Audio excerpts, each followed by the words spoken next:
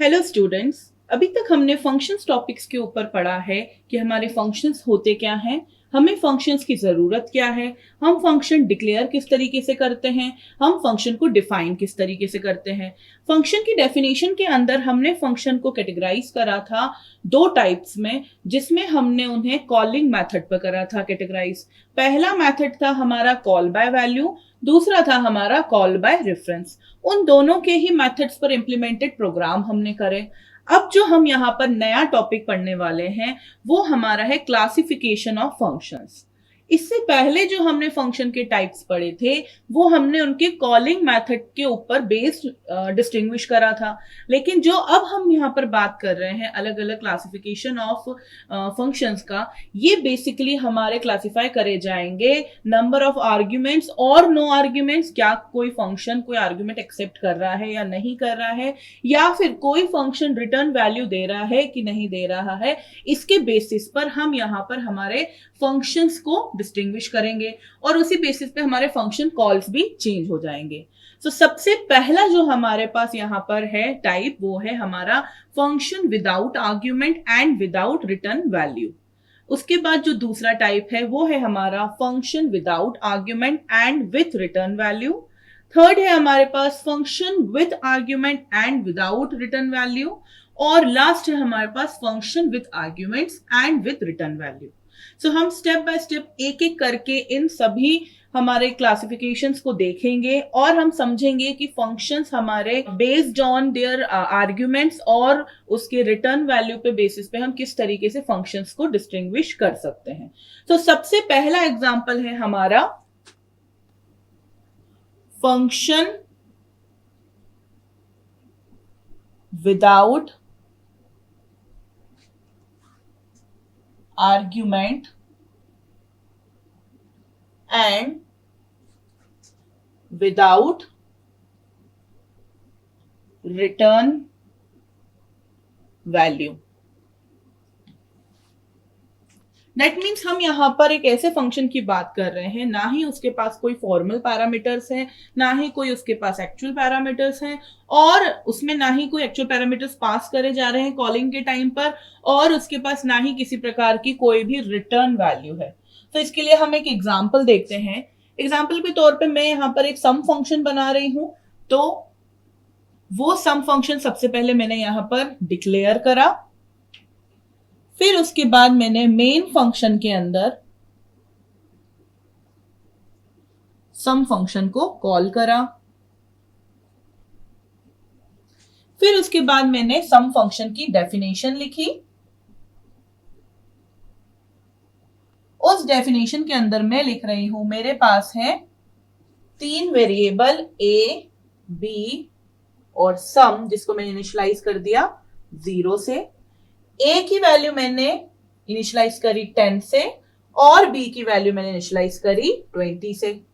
उसके बाद मैंने सम इक्वल्स टू लिखा ए प्लस बी, फिर मैंने यहां पर प्रिंट करा दिया प्रिंट एफ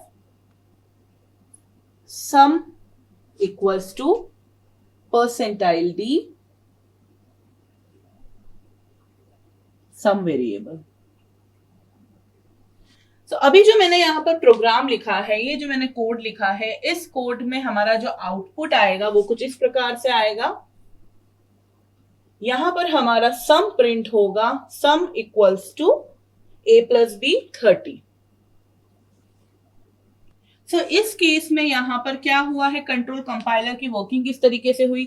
सबसे पहले कंपाइलर ने इस लाइन को रीड करा, रीड करने पर ये डिक्लेरेशन था, तो उसे ये पता चला कि एक सम नाम का फंक्शन आगे कहीं डिफाइन होगा। उस फंक्शन का नाम सम है और मेमोरी में उसको, रैम में उसको स्पेस दे दी।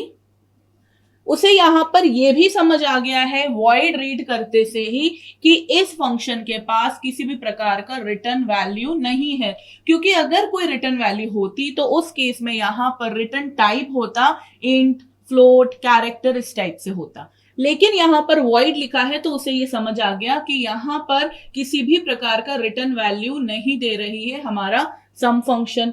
फिर उसके बाद जब उसने यहाँ पे पैरेंथेसिस के अंदर पढ़ा कि यहाँ कुछ भी नहीं लिखा है, खाली है, ब्लैंक है, दैट मीन्स, या फिर यहाँ पर अगर वॉइड लिखा होता, उस केस में भी यहाँ पर उसने ये समझा कि किसी भी प्रकार के फॉर्मल पैरामीटर्स यहाँ पर नहीं बनाए गए हैं। जो हमारे फॉर्मल पैरामीटर्स है वो यहाँ पर नहीं बनाए गए, किसी प्रकार के कोई भी आर्ग्यूमेंट्स नहीं दिए गए हैं। तो इसीलिए उसे ये भी समझ आ गया कि फंक्शन डेफिनेशन में भी कोई आर्ग्यूमेंट्स नहीं दिए गए होंगे, और फंक्शन को कॉल करते टाइम भी मेन फंक्शन के अंदर यहाँ पर किसी भी टाइप के यहाँ पर कोई भी फॉर्मल पैरामीटर्स जो बने थे उनके लिए एक्चुअल पैरामीटर्स पास नहीं करे गए होंगे, क्योंकि जब फॉर्मल पैरामीटर्स ही नहीं बने तो एक्चुअल पैरामीटर्स क्यों पास होंगे यहाँ पर। तो इसीलिए ये डिक्लेरेशन रीड करते से ही कंपाइलर को इतना समझ आ गया। उसके बाद कंपाइलर ने यहाँ पे मेन फंक्शन रीड करा, मेन फंक्शन पे अंदर गया तो यहाँ पे सम फंक्शन यहाँ पे कॉल करा गया था।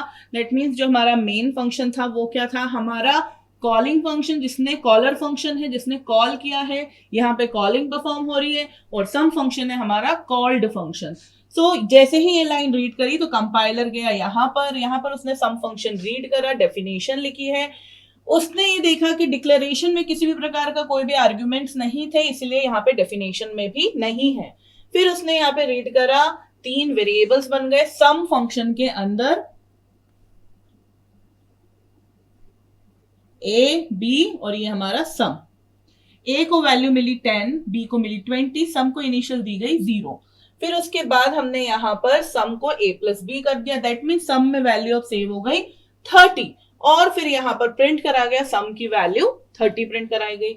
ये लाइन रीड करने के बाद कंपाइलर ने यहाँ पर देखा किसी भी प्रकार का कोई भी रिटर्न वैल्यू नहीं लिखी गई है। इसका मतलब फंक्शन कॉलिंग के टाइम पर यहां से कॉलिंग यहां पर हुई है वहां पर कोई भी वैल्यू रिटर्न नहीं कर रहा है, इसलिए यहां पर वॉइड रिटर्न टाइप था। तो इसलिए यहां पर हमारा फंक्शन क्लोज हो गया, वापस मेन फंक्शन में आ गया और मेन फंक्शन क्लोज हो गया। तो ये एग्जांपल था हमारा function without argument and without return value.